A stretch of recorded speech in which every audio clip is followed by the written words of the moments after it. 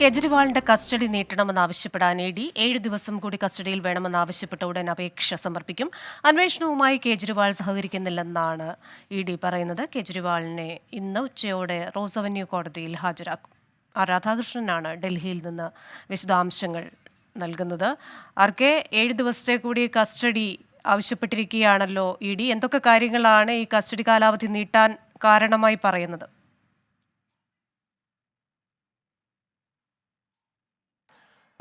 E ഈ custody കാലാവധി നീട്ടാനായി പറയുന്ന കാരണങ്ങളിൽ ഏറ്റവും പ്രധാനപ്പെട്ടത് കൂടുതൽ സാക്ഷികളുടെയും കൂട്ടുപ്രതികളുടെയും സാന്നിധ്യത്തിൽ കെജ്രിവാളിനെ ചോദ്യം ചെയ്യണം എന്നുള്ളതാണ്. അദ്ദേഹം ഇപ്പോഴും പുലർത്തുന്നത് നിഷേധാത്മകമായിട്ടുള്ള സമീപനമാണ്.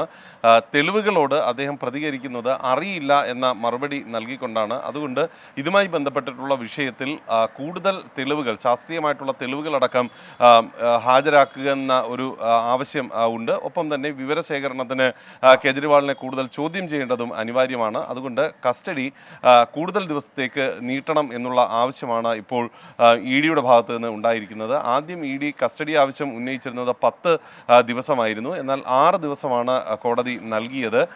ഇതിന് തുടർച്ച എന്ന രീതിയിലാണ് ഇപ്പോൾ 7 ദിവസത്തെ കസ്റ്റഡി കൂടി വേണം എന്ന് ഇ ഡി ആവശ്യപ്പെടുന്നത്. ഒരുപക്ഷെ ഒരു 4 ദിവസം കിട്ടാൻ വേണ്ടിയിട്ടാണ് ഈ 7 ദിവസത്തെ അപേക്ഷ സാധാരണ സമർപ്പിക്കുക. ഇ ഡിയെ സംബന്ധിച്ച് ഈ 4 ദിവസം വളരെ പ്രധാനപ്പെട്ടതാണ്. പ്രത്യേകിച്ച് അടുത്ത ഏപ്രിൽ 3-ാം തീയതി കെജ്രിവാളിൻ്റെ കേസ് ഡൽഹി ഹൈക്കോടതി പരിഗണിക്കുന്ന ഒരു സാഹചര്യത്തിൽ കൂടുതൽ ദിവസം അദ്ദേഹം കസ്റ്റഡിയിൽ തുടരുന്ന ഒരു സാഹചര്യം ഉണ്ടാവുക എന്നുള്ളത് ഇ ഡിക്ക് അനിവാര്യമായി മാറിയിരിക്കുന്നു. ഈ ഒരു സാഹചര്യത്തിലാണ് ഇ ഡി ഇത്തരത്തിലുള്ള ഒരു അപേക്ഷ സമർപ്പിച്ചിരിക്കുന്നത്. സംഭരിച്ച തെളിവുകളുമായി ബന്ധപ്പെട്ടിട്ടുള്ള വിഷയത്തിൽ അത് കൂടുതൽ വിശദമായിട്ട് പരിശോധിക്കേണ്ടത് അനിവാര്യമാണ് എന്നതടക്കമുള്ള ആവശ്യങ്ങളാണ് ഈ അപേക്ഷയിൽ ഉള്ളതെന്നാണ് അറിയാൻ സാധിക്കുന്നത്. ഇന്ന് 2 മണിയോടുകൂടിയായിരിക്കും കെജ്രിവാളിനെ ഹാജരാക്കുക. അതിനനുബന്ധമായിട്ട് തന്നെ ഇ ഡി ഈ ആവശ്യം, കസ്റ്റഡി ആവശ്യം കോടതിയിൽ ഉന്നയിക്കും, അപേക്ഷ സമർപ്പിക്കും. ക്രിസ്റ്റീന. വിശദാംശങ്ങൾ നൽകിയത് രാധാകൃഷ്ണനാണ് ഡൽഹിയിൽ നിന്ന്. ആദായ നികുതിയുമായി ബന്ധപ്പെട്ട അന്വേഷണ നടപടികൾ തടയണമെന്നാവശ്യപ്പെട്ട് കോൺഗ്രസ് സമർപ്പിച്ച ഹർജി ഡൽഹി ഹൈക്കോടതി തള്ളി. ഇൻകം ടാക്സ് അസസ്മെന്റ് റിപ്പോർട്ട് അടക്കം ചൂണ്ടിക്കാട്ടിയായിരുന്നു ഹർജി സമർപ്പിച്ചിരുന്നത്. നേരത്തെ പരിഗണിച്ചു തള്ളിയ ആവശ്യം വീണ്ടും ഉന്നയിക്കുന്നത് ഉചിതമല്ലെന്ന് കോടതി വ്യക്തമാക്കി. വിശദാംശങ്ങളുമായി ആർ രാധാകൃഷ്ണൻ ചേരുകയാണ് ഡൽഹിയിൽ നിന്ന്.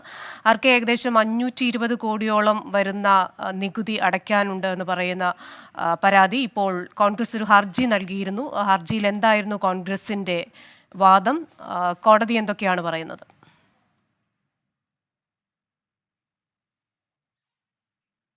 ഈ ഹർജിയിൽ കോൺഗ്രസ് ആവശ്യപ്പെട്ടിരുന്നത് ഈ ഇൻകം ടാക്സ് അസസ്മെൻറ്റ് റിപ്പോർട്ട്, ആ റിപ്പോർട്ട് തെറ്റാണ്. ആ റിപ്പോർട്ട് ഈ വിധത്തിൽ ഉണ്ടാക്കിയെടുത്ത ഉദ്യോഗസ്ഥർക്കെതിരെ നടപടി അടക്കമാണ് കോൺഗ്രസ് ആവശ്യപ്പെട്ടിരുന്നത്. കോടതി ഈ ഹർജി കേട്ടതിന് ശേഷം കോടതി പറഞ്ഞത് മുൻപ് കോടതി തള്ളിയ അതേ ആവശ്യങ്ങൾ തന്നെയാണ് മറ്റൊരു രീതിയിൽ ഉന്നയിക്കാൻ ശ്രമിച്ചിരിക്കുന്നത്. ഇത് ഒട്ടും ഉചിതമല്ല. ഈ വിഷയത്തിൽ ഉള്ള തീരുമാനം എന്താണ് എന്നത് കോടതി ഒരിക്കൽ വ്യക്തമാക്കിയിട്ടുള്ളതാണ്. ഇൻകം ടാക്സ് അസസ്മെൻറ്റ് റിപ്പോർട്ട് വ്യക്തികളെ സംബന്ധിച്ചും അത് സ്ഥാപനങ്ങളെ സംബന്ധിച്ചും രാഷ്ട്രീയ പാർട്ടികളാണെങ്കിലും എല്ലാം ഒരു വിധത്തിൽ മാത്രമേ പരിഗണിക്കാൻ കോടതിക്ക് നിയമം അധികാരം നൽകുന്നുള്ളൂ.